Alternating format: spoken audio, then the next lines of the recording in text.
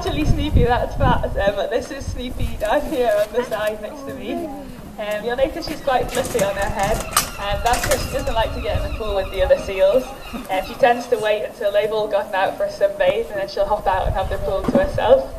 She also doesn't like to feed in the pool. Everyone else knows that they have to be in the water to get their fish, but Snoopy completely ignores it, and it works pretty well for her, because you can see she's getting her own bucket of fish from Jess over there.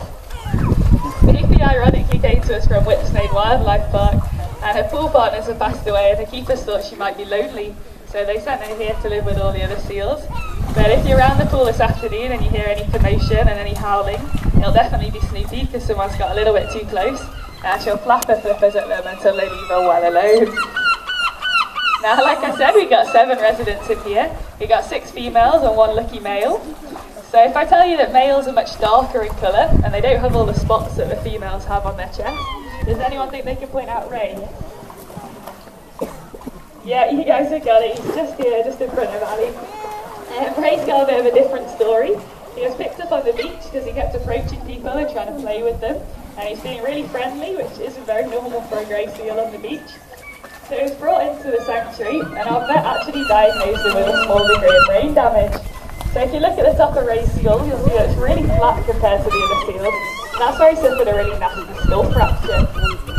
So if you see Ray doing anything you don't think is normal for a grey seal, it probably isn't. But please don't worry while it's not normal for the others, it's perfectly normal for Ray.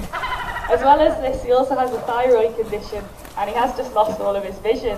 So we won't be able to release Ray back into the wild, but he's definitely a firm favourite with all of us, and most of the visitors as well.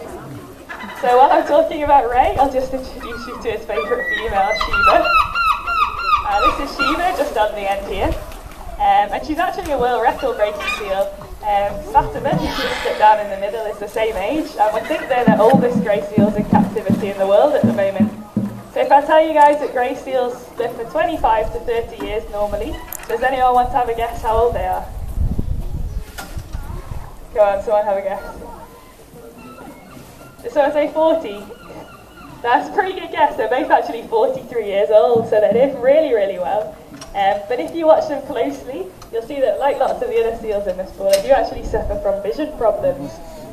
So what they'll do, they'll keep their head really high out of the water. The seals have really good directional hearing.